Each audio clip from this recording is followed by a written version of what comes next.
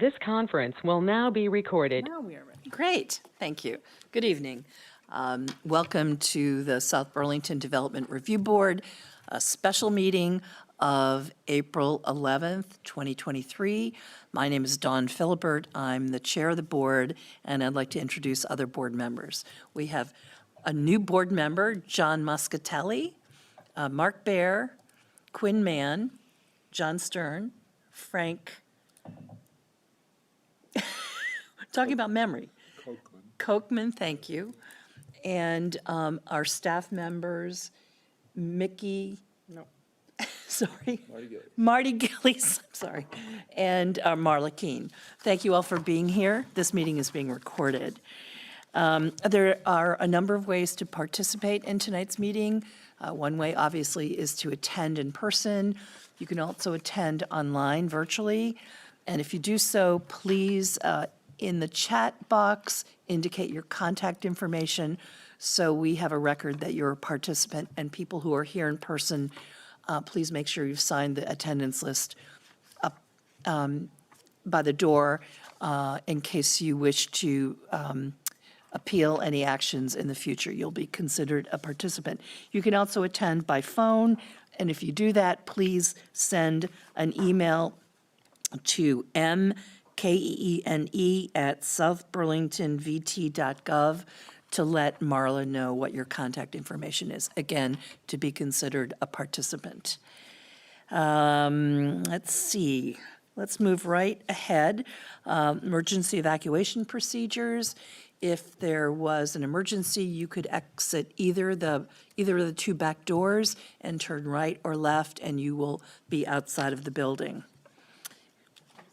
Agenda item number 2. Are there any additions, deletions, or changes in the order of agenda items? Hearing none, I'm not surprised. There's only really one major agenda item. Are there any announcements tonight? Hearing none. Are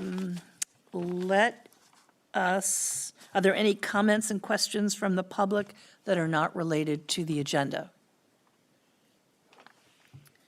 Hearing none, let's move straight ahead to our one project for review tonight, and that is site plan application SB 22056 of Beta Technologies, Inc., to amend a previously approved plan for a 344,000 square feet manufacturing and office building. The amendment consists of adding 261 parking spaces at 154 DaVinci Drive. Dawn, if I may give a little exposition on this. Sure, go ahead, Marla. This item was scheduled to be heard at the last meeting of April 4th. We did not have a quorum for this item. Life happens, it's fine.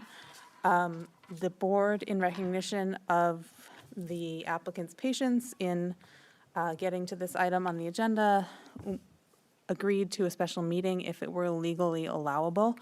Our legal counsel has advised that while a special meeting is potentially allowable, they wanted to make sure that the public had the opportunity to weigh in, and because the special meeting was not announced on April 4th, but instead intended to be postponed, this item was intended to be postponed until April 18th, legal counsel is advised to go ahead and review the item fully tonight, reach whatever conclusions you would like to reach, and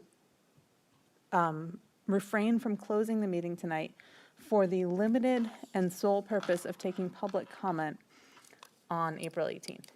And so April 18th should be pretty quick unless there are public comments that bring up issues that the board has never considered. Even if there are public comments, doesn't mean there has to be a big discussion. The board's role is to take the public comments, not necessarily engage on the public comments. So the meeting will be held open tonight, and by the 18th, we should be able to close and quickly issue a decision. Great, thanks, Marla. You're welcome. Are there any recusals or disclosures before we get into the applicant? Okay, who is here for the applicant, please? Hi, Art Klugo, Beta Technologies. Chris Gendron, Stantec. Anyone else who will be testifying? Yes. Jeff Hodson, Wagner Hodson. Hey, Jeff. Anyone else? That should do it for tonight. Okay. Yeah. I'd ask you to raise your right hand, please. That's my left hand. Do you solemnly swear to tell the truth, the whole truth, and nothing but the truth under penalty of perjury? I do. Thank you. Okay. So you have seen the staff report, and I'm wondering, before we go through the staff comments, if you have anything briefly that you'd like to review with us. Well, first, thank you for holding the special meeting. I understand that these things can be challenging sometimes, and we appreciate you trying to move us forward expeditiously. It means a lot both to the Beta as a company, our customers, our investors, as well as the project, because we're deep in construction. As you know, construction season is short here in Vermont, and so anything we can do to leverage that is greatly appreciated. Relative to tonight's effort, it feels like really we're at the tail end in reading through staff's report. There's several just updates, and really from our perspective, just maybe one issue that we need to work through, and that would be the first comment on the staff report. Other than that, it feels like it should be pretty straightforward. Okay, thanks, Art. So let's just go ahead and move through the comments. The first comment relates to the cross-lot connection, and I think that there's some thoughts on the part of staff that we should require either a driveway or an easement. And I understand you have concerns about the grading, but I think It's less about the grading, but we can go into that. Before we get going, I did print out larger copies of some exhibits that will help answer Okay. or forward tonight's discussion. Okay. If I can just bring these up.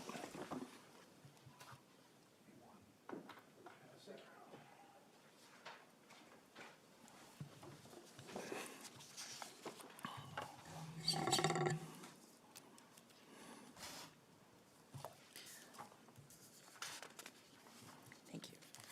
Do you want to walk us through these, Art? Yeah, so the exhibit that we'll be looking at first is the one right there on the top, which is the more of a practical discussion on the cross-lot connection. There's really two items of discussion around this. One is a technical item, and the other is a practical item. Excuse me, Art, is there a way for the public to, I did not bring an electronic copy of that. I don't know if it was part of the, Take pictures of them and then email them to Marla? yeah. would that work, Marla? Art, you said this is just a zoom in of something we already have? No, that's my copy of notes just that I brought with me that might be helpful. It's not anything that was submitted. I don't think we submitted those, Chris, did we?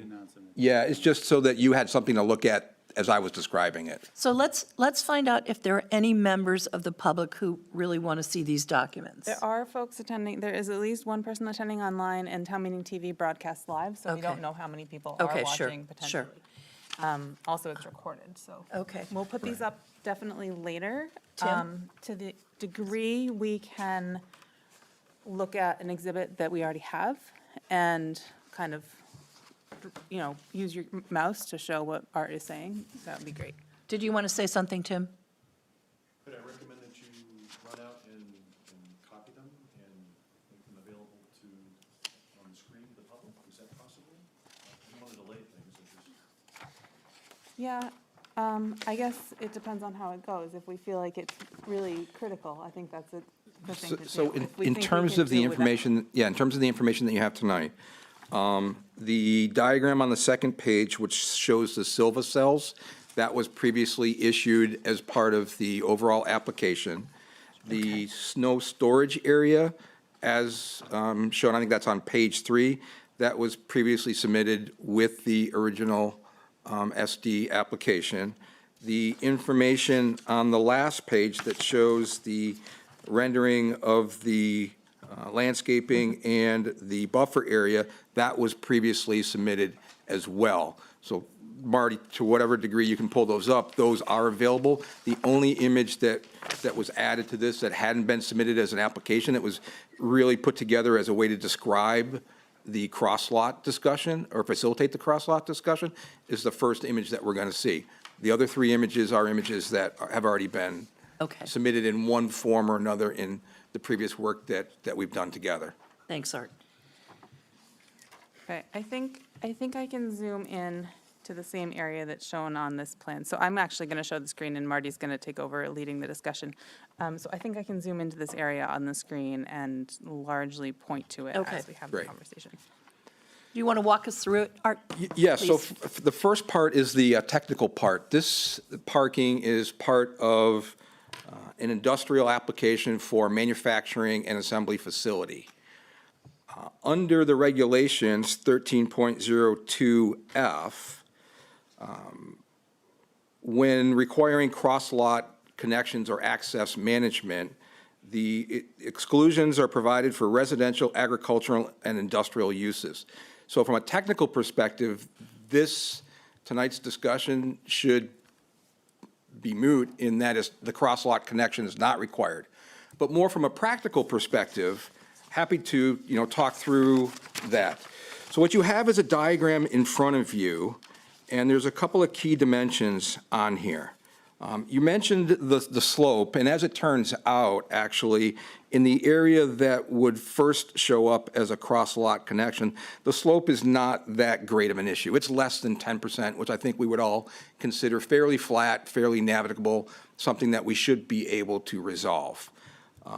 The bigger challenges are when you start to overlay the other requirements in the land development regulations. The first being that if you want to have a curb cut, the proximity to an existing curb cut is a minimum 200 feet and a maximum of 400 feet. And so the blue line right there, that shows you where the 200 feet would land in the master plan that was approved and how that would impact the project where the proposed childcare building is, how it then becomes a cross connector. The pathway that we're providing there, the public path that goes out to the viewing platform would get bisected by that easement if a future driveway was put in place. From a child care perspective, which is what this building would be intended for, there is some park space that's designed to happen behind the building. So now you have a cross-lot connection that would bifurcate, cut that park space in half. We could talk about moving the building forward, but one of the last things that you want to do is have a child care center on a roadway and have to deal with that noise and the safety issues that are accompanied with that. So you can see at that blue line, the challenges that come into play when you overlay the other regulation requirements. If you take the 400-foot and say, okay, we're going to continue to move this back because we can go back as far as 400 feet, you can see how the grades start to get steeper and how we start to really impact the balance of the design and the master plan from the community perspective. And what's not shown on here are some of the utility requirements that are in place that run parallel to both the public pathway and the new roadway that we're installing. So at a technical level, we believe that the cross-lot connection is not required. As a practical, at the practical level, it's unclear how we would implement that if the board did decide that the interpretation in the LDRs was not correct and that the cross-lot connection was required. So, from our perspective, it seems that the master plan as it was closed, I won't say approved because we're not sure what the conditions are yet around the decision, but as we discussed and closed a couple of meetings ago, this would change and require a rework of that master plan. Thank you. Questions or comments from the board or thoughts? John? Can you explain just a little bit more detail why you think technically it's not a requirement? You mentioned that at the start. Sure, Yeah. because the language in 13.02, make sure I get this right, 13.02F access management requirement says, all commercial lots, and then it says in parentheses, retail, restaurant,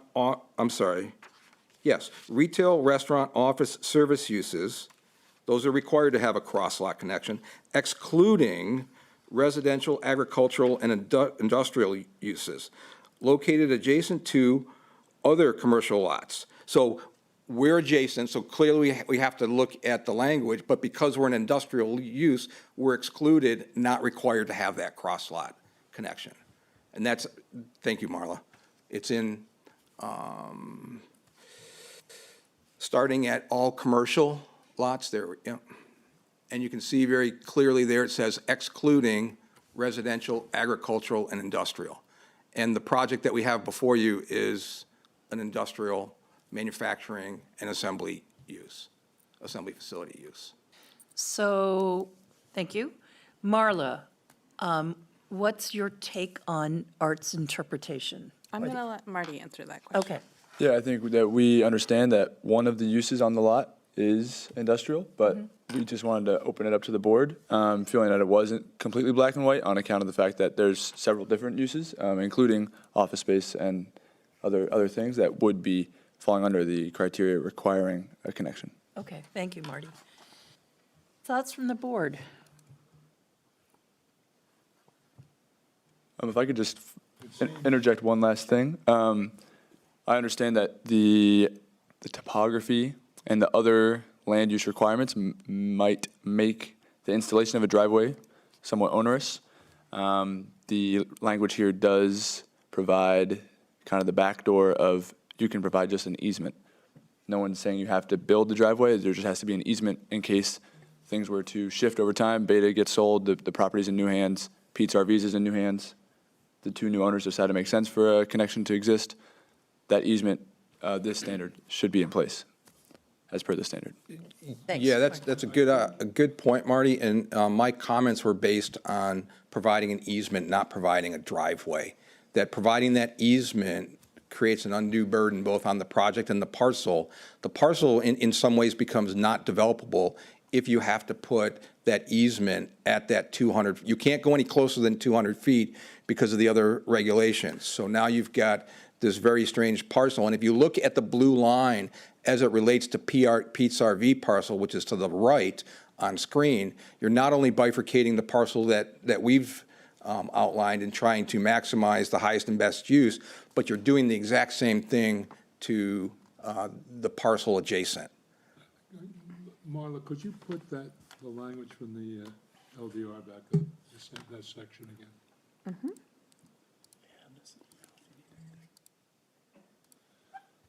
And Chris was just saying, if you're looking for this diagram for public, he just emailed it over, so if you wanted to put that up, you could do that. Thank you. As I read it, I think I have to read it the way Art reads it. I mean, it's pretty clear. They're exempted from what is otherwise a requirement of this paragraph. If we agree they're an industrial use, they're simply outside the scope of that paragraph altogether. Easement, driveways, nothing. Yeah, I'm kind of in agreement, because if this ever gets sold and they change the use to a more commercial use, they're going to be coming back before us anyway, and we can require the easement at that time. And I agree with you, actually, yeah. And I think if the lot gets developed with the child care center and it's successful and all that, which further precludes making a cross-lot connection in the future, even with an easement in place further up, kind of so be it. You know, then the lot has been kind of fully developed out. But I think that if the change of use occurs, then the ability to put in an easement then becomes a requirement. Any other perspectives to add to that? And I don't disagree with either of you, I think, yeah. Okay. Can we move on then? Do we think we have what we need? Okay, good. So moving on to staff comment number 2, staff recommends the board require the applicant to comply with the comments of the fire marshal as a condition of approval.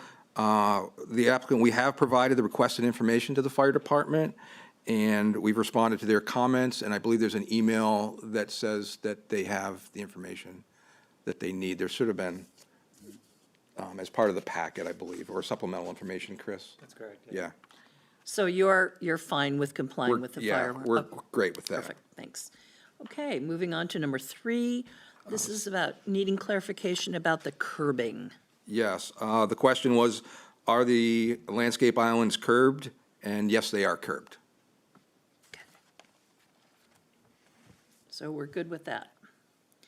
Okay, number 4. This is about complying with number 2 of the landscaping criteria number 2 of the landscaping requirements. Soil replacement or amendment to a depth of 1.5 to 2 feet in island trees are to be planted in, should be specified, whoops, there's some word missing. No. Are to be Right, but it's just planted weird. in, whoops, Right, so there were two key points here that staff wanted to make sure were covered. One is that there were silva cells in place, which we had talked about during the original application. And the second piece was that the appropriate soil amendment was happening to give the plants the opportunity to thrive. The second image that you have there shows where the silva cells are located. Those are the green rectangles. And the details for soil amendment have been included in the documents that was part of the original submission. So that information is there, it's part of the project. Just note that those green rectangles are shown in the area that we call the Great Lawn. That Great Lawn is part of Phase 2 of the build-out. right. Questions from the board, comments? Marty? No? Okay. Number 4, comment number 4, I guess we just addressed that, yeah. Number 5, this is regarding snow storage and how it, what kind of assurance can you give us that it won't impact the landscaping? Well, we can't give you any assurances from Mother Nature, but what we can do is do what the city arborist asks, which is make sure that the snow storage areas are at least 10 feet away from the trees. We do expect, this is Vermont, we're going to get some pretty heavy snowfalls. We will have, we have an agreement with the airport to move snow off the site. You know, once we get to that point and the airport is managed and we've cleared the roads and those things, that for parking purposes, which is really secondary, travel is and the safety of travel is primary. But you can see here in graphic number 3 that for those periods that we need to have what we'll call long-term snow storage, just as you get a 2 or 3 or 4 inch or 5 inch event here and there, as we do, then these are the areas that have been identified, which were also part of the previous submission, and met the requirements. We understood they met the requirements of the LDRs, so. Questions? Board, do we have enough information to help us? Okay. Comment number 6 is, we need to review the landscaping plan, and does the board feel it's adequate to, and this is regarding, let me just page back, the screening. And I guess we have an image of what the arborvitae and the deciduous trees, how they would be spaced to provide screening. Yeah, there's really probably 2 points here, and Jeff might be able to fill in any gaps that I create on this, but it's a layered approach, right? You have the sidewalk and the landscaping that is adjacent to the sidewalk. It's nice, green, it's lush, but it's not high. It doesn't create any safety issues for the public that might be walking on that short stretch of the sidewalk to get to the future bus shelter. And then you've got this intermediate zone, and then you've got the zone that happens in the distance, which is where you see the arborvitaes that shield the parking from the road until the future development is in place. And that's the concept that we talked about during the previous application. Nothing's been changed from that. This is just pulling that forward more as a refresh than a request. So board, what do you think? Is this adequate to provide the screening? In view 1, I'm looking at page 4. View 1, what are the 5 or the 6 green circles? They deciduous. I'm sorry, I apologize. On the 4th page of your handout, Right. in what you've called view 1, what are the 6 far as green-colored circles, are they just deciduous trees spaced at that approximate distance? Yeah. That The ones doesn't, out near the road. So So- those are the street trees that we're required to plant per the zoning regulations. and I don't think that provides any material screening at all. That's nothing. No, it's mainly the arborvitae Right. hedge. The arborvitae behind it is what you're counting on? The smaller green The circles? smaller green, just in front of the park, yeah. Yeah. Yeah, that long green line there Okay. are the arborvitaes. Are they, right, Jeff? And is the picture a representation of approximately what that would look like? Is that the idea? So what are the smaller green circles? Those are the arborvitae, right up against the parking lot. No, I'm sorry. you mean on the right-hand side? So I've got the strip of green here, Yeah. That's the arborvitae. and then there are large green circles, Yeah. and there are smaller green circles. The large ones are the existing trees. I see. Thanks, and the Jeff. Smaller Okay. ones are the proposed. I see. Thank you. All right. Okay. Questions, board? What's to the left of the arborvitae? Vitae, 10th grade Latin. To the left, where it starts to create open space. Yeah. There's a stormwater retention basin, just about where the hand is, up, a little farther up, I guess. It starts to feed up into that basin, and then there's an existing parking lot. So you can see the outline of the existing 3060, the Mirabelle's building, as we call it. And that's all parking in front of that, up to that solid line, which is where we're proposing the north-south line, just to the right of the hand. That will bring the landscaping up to that line. I see. That's a separate parcel. The parcels change as you go across All right. that line. Yeah, I don't have anything else on that. So that long rectangle with the zig and the zag at the bottom, that's the Mirabelle's and the Vacuum City building? Yes. Okay. Thank you. Right. Board questions? No? Okay. Oh, and I think that's it for staff comments.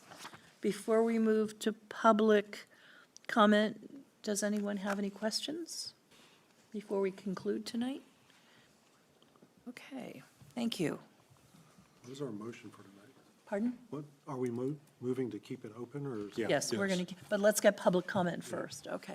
So are there any members of the public who wish to comment or provide input? Marty, do you see any online? No? Okay, so I would entertain a motion to continue this hearing, allowing public comments until April 18th. I make a motion, we continue site plan application SP 22056 of Beta Technologies to April 18th to allow for any additional public comment period. Second. Thank you, Frank. Any discussion? All in favor of keeping the hearing open until April 18th, say aye. All right. Opposed? Okay, thank you. Thank you. Just a quick question on procedure.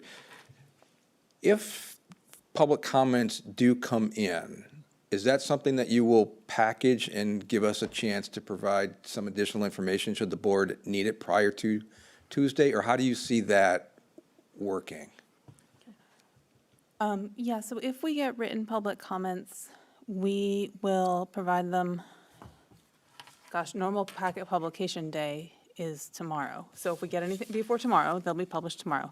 If we do not get any before tomorrow, but we do get them before the hearing, we'll probably send them to both you and the board day of, just so we don't send a million emails rather than sending them piecemeal. And then, of course, if there's any public comments during the meeting, it'll be during the meeting. That's great. And as you get the comments, should they come in, if you look at them and you think they may require a little additional attention, don't hesitate. We're happy to take more than one or two emails.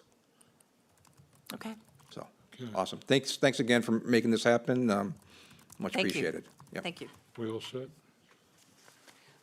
We have minutes. Are you anxious to get out of here? No. Okay. Pardon? Yeah, we have deliberations too. Minutes. Get Jack. I don't recall which minutes. Are they all there? February 22nd and March 7th. Okay. I would be happy to pull them up, though it's probably not very helpful to read them on the fly. No, but I've read them. Any comments about the minutes of February 22nd or March 7th?